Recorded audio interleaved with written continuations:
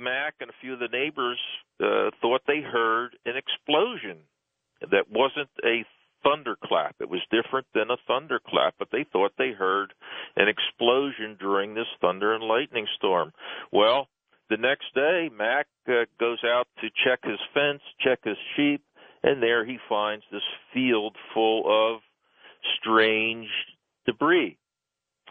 And they're all, they're of different types. Many are rigid that you can't bend them or do anything to them. Others are things that you can wad up, pieces of what looks like metal, but you can wad it up in your hands and hold it over a flat surface and let it go, and it'll flatten out before it hits the surface. So the speculation, George, at least I think Don and I agree with this, is that it was struck by lightning. The craft, whatever it was made out of, exceeded its tensile strength and came apart. And there was an inner cabin that was not breached, and it was the inner cabin that finally wound up closer to Roswell, and we call that the impact site. That's not the site that Brazel found, but the final resting place of the inner cabin or escape capsule or whatever you want to call it. But we think it was lightning. We've heard stories about, it was shot down, and we have no evidence of that. No, not at all. Now, you talk about in the book how Mac Brazel's daughter recants her story. What happened there? That was what, Bessie Brazel? Yes, Bessie would become one of the star witnesses, along with counterintelligence officer Sheridan Cabot, in their Mogul report in September of 1994. And what was interesting is that after we had first interviewed her back in 1989, she already was in a bit of a dispute with her own brother, Bill Jr., about whether she was even there or not.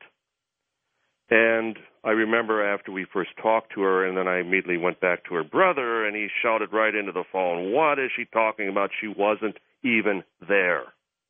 And I caught her in a number of contradictions, because at the time she was a 14-year-old, teenage girl, and they had their main house down in Tularosa, New Mexico, where her mother, her rest of her family resided, and Mac was simply the ranch foreman up in the Corona area. And the ranch house didn't have electricity, no running water, no telephone, no TV, no radio, nothing. What would a teenage girl be spending the summer up at such a place when she had a regular home? Yeah, exactly. She'd be bored out of her mind. Precisely. So we kept coming back to her, and then she even finally sat down with her own brother. And before she passed away, and, concerning a number of other circumstances involving the family, as far as the feeling that they are still being watched, that they still receive as far as threatening phone calls, even up to this day, she finally accepted the fact that it was a separate incident altogether. They were constantly picking up weather balloons on that ranch. And at times she would spend some time with her dad. And they would gather up. They'd go out and gather up wreckage and balloon material, because cattle and sheep are like goats. They'll eat anything, in their path. So as the foreman, he was responsible for their well-being, and they would clean things up. So I don't know if it's a case of just trying to, get a little publicity, but we had even paid her a visit up in Portland, Oregon on one occasion, and even her own husband at that time said that, "I'm sure she's not talking about the same incident." And she finally did recant. She finally agreed that she was not there, and that whatever her father had recovered had really destroyed him, that he was never the same person as a result. No, once you see something like that, you become a different person. And that might describe her reaction, her behavior in all this, because she was attempting to still get her dad back. She was trying to trivialize it. She was trying to suggest that there wasn't any reason for his behavior. And yet deep inside she knew there was. She just couldn't explain. She couldn't put her finger on it, and God knows she couldn't get him to talk about it. Tell me about the story of the so-called midget in the jailhouse that surprised a JAG officer. This is something. This was a story that was told to us about 3 years ago. I think the lead came into the museum, if I recall, and the story is that there was a JAG officer that's I forget what that stands for. Judge Advocate General. Judge Advocate General. That's yeah, right. A lawyer, an Air Force lawyer, Army Air Force or lawyer. Navy, same thing. Yeah. And he was given orders. He was in Washington practicing his trade in Washington, and he was given orders to fly to Roswell, New Mexico. And this was at the time just after the incident. And so, okay, yes, sir. And so he flies to Roswell. And he deplanes there, and he's taken over to the hangar where he can still see some of this wreckage in the hangar that they brought in from the crash sites, bunch of wreckage. And she said, that's interesting. And so he's then taken over to the guardhouse, and so he figures, oh boy, here I'm here to defend somebody. An airman who was misbehaving, so that's what he thought. So he goes in, and they lead him into one of the holding tanks there, and here is this little,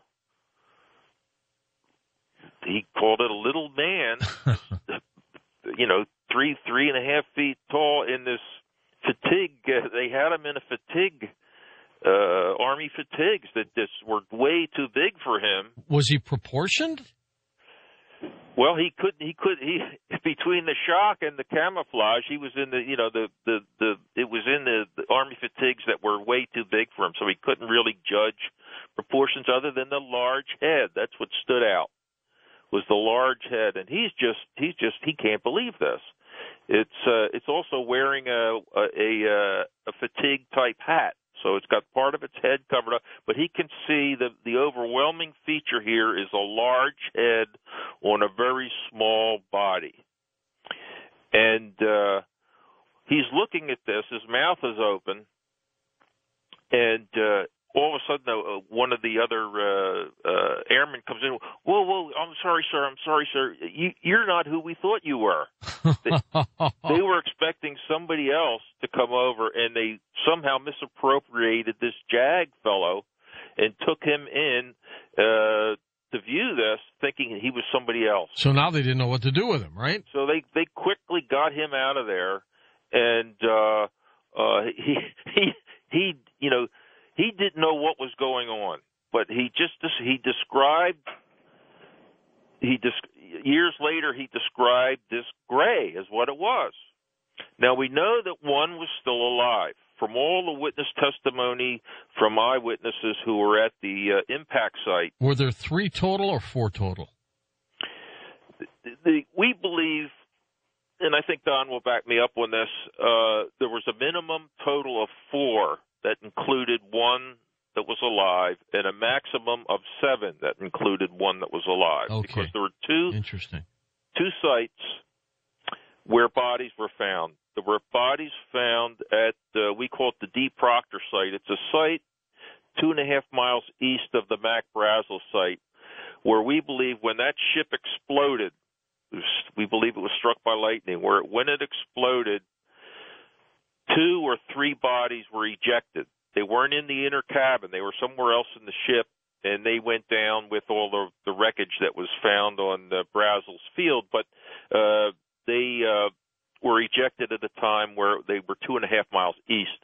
The other site where bodies were found, and the one that was alive, was the impact site, which was about 30 miles north of Roswell, many miles from the impact site. All right. This is an incredible story, and we're going to take calls with both of you next on Coast to Coast AM.